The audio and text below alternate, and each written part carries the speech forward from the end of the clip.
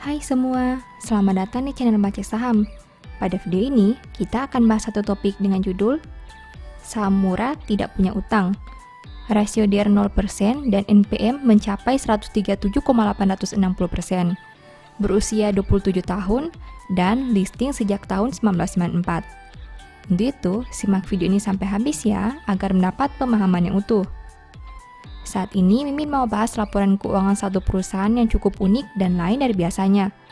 Perusahaan ini punya rasio DR 0%, yang artinya total hutangnya sangat kecil dibandingkan ekuitasnya, bahkan hampir nol. Selain itu, dengan pendapatan yang hanya ratusan juta, di tahun 2021 perusahaan bisa menghasilkan laba sebanyak 186 miliar. Rasio NPM saham ini juga mencapai 137,860%. Unik kan? Mari kita coba lihat laporan keuangannya ya. Sekarang, saya mau bahas laporan keuangan triwulan 3 2021 saham ini. Berhubung laporan keuangan terbarunya sudah terbit, mari kita lihat perkembangan kinerjanya. Oh ya, di akhir video, saya akan memberikan kesimpulan dari analisa yang dilakukan. Untuk itu, nonton sampai selesai ya. Namun seperti biasa, pembahasan ini bersifat edukasi dan bukan rekomendasi. Kamu bisa saja rugi jika beli saham ini. Untuk itu, selalu berhati-hati sebelum membeli saham. Disclaimer on ya. Pertama, aset. LPPS punya aset 1.262 miliar di tahun 2021, sedangkan di tahun 2020 asetnya berjumlah 1.098 miliar. Artinya aset perusahaan naik 164 miliar atau 14,94% dalam satu tahun ini. Sekarang mari kita analisa lebih jauh. Dari total aset 1.262 miliar, perusahaan punya investasi entitas asosiasi sebanyak 1.100 miliar. Artinya 87,16% aset perusahaan berada dalam bentuk investasi entitas asosiasi. Jika dibanding tahun sebelumnya, pos ini naik 150 miliar atau 15,79%. Selain investasi entitas asosiasi, ada juga aset keuangan pihak berelasi. Dari total aset 1.262 miliar, perusahaan punya aset keuangan pihak berelasi sebanyak 84 miliar.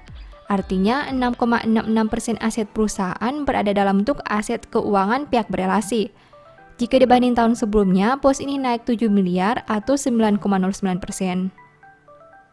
Kedua, liabilitas. LPPS punya liabilitas 10 miliar sampai triwulan 3 2021. Sedangkan di tahun 2020, liabilitasnya berjumlah 4.057 miliar. Artinya, hutang perusahaan turun 4.047 miliar atau 99,75% dalam satu tahun ini. Nah, dari total liabilitas 10 miliar, perusahaan punya utang pajak sebanyak 7,24 miliar. Artinya 72,40% hutang perusahaan berada dalam bentuk utang pajak. Jika dibanding tahun sebelumnya, pos ini turun 0,06 miliar atau 0,82%. Selain utang pajak, ada juga utang lain-lain pihak ketiga. Dari total liabilitas 10 miliar, perusahaan punya utang lain-lain pihak ketiga sebanyak 2,9 miliar. Artinya 29% total hutang perusahaan berada dalam bentuk utang lain-lain pihak ketiga. Jika dibanding tahun sebelumnya, pos ini naik 0,11 miliar atau 3,94%. Ketiga, ekuitas. LPPS punya ekuitas 1.262 miliar sampai triwulan 3 2021. Jika dibanding tahun sebelumnya dengan angka 1.094 miliar, berarti ekuitas perusahaan naik 168 miliar atau 15,36%. Dari total ekuitas 1.262 miliar, perusahaan punya saldo laba belum digunakan sebanyak 272 miliar. Artinya 21,55% ekuitas perusahaan berada dalam bentuk saldo laba belum digunakan. Jika dibanding tahun sebelumnya, pos ini naik 186 miliar atau 216,28%. Keempat, pendapatan. LPPS punya pendapatan 0,135 miliar sampai triwulan 3 2021. Sedangkan di tahun 2020 pendapatannya berjumlah 0,015 miliar. Berarti pendapatan perusahaan naik 0,12 miliar atau 800% dalam satu tahun terakhir. Kelima, biaya pokok pendapatan. LPPS punya biaya pokok penjualan sebanyak minus 1.054 miliar. Sedangkan di tahun 2020 biayanya berjumlah minus 9.049 miliar. Berarti biaya pokok pendapatan turun 7.995 miliar atau 88,35% dalam satu tahun terakhir. Keenam, laba. LPPS mampu menghasilkan laba sebanyak 186 miliar. Jika dibanding tahun sebelumnya di angka minus 35 miliar, berarti laba perusahaan naik 221 miliar atau 631% dalam 1 tahun terakhir.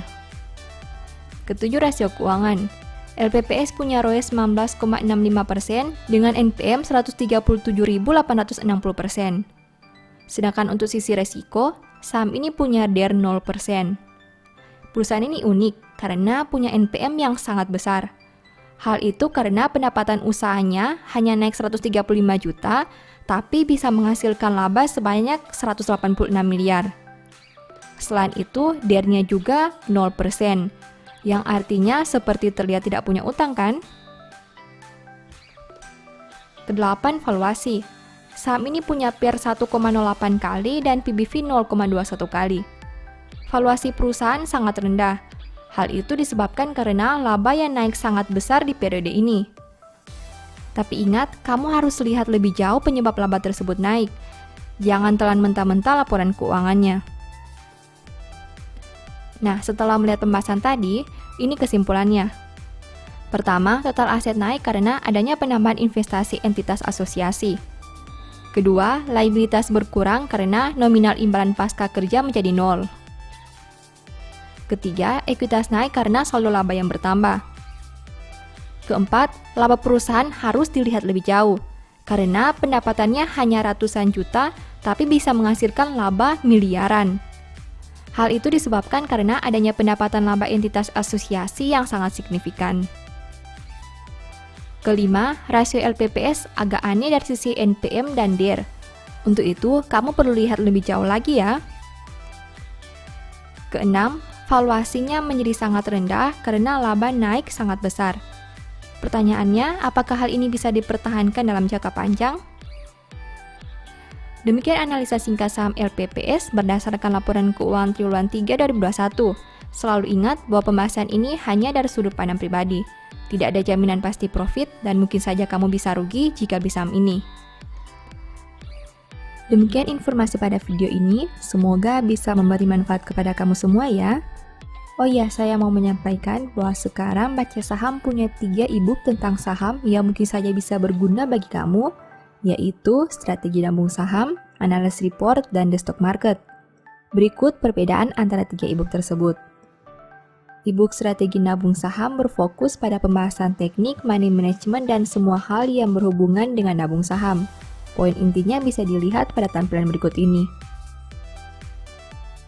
E-book Analysis Report berfokus pada hasil analisa fundamental 12 saham pilihan berdasarkan laporan keuangan terbaru. Poin intinya bisa dilihat pada tampilan berikut ini. E-book The Stock Market berfokus pada panduan bagaimana menganalisa fundamental suatu perusahaan dan money management yang baik. Poin intinya bisa dilihat pada tampilan berikut ini.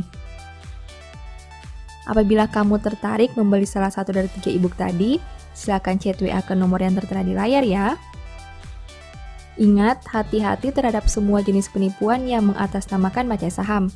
Baca Saham tidak pernah mengelola dana ataupun melakukan penjualan produk di luar Instagram, YouTube, dan Telegram resmi Baca Saham.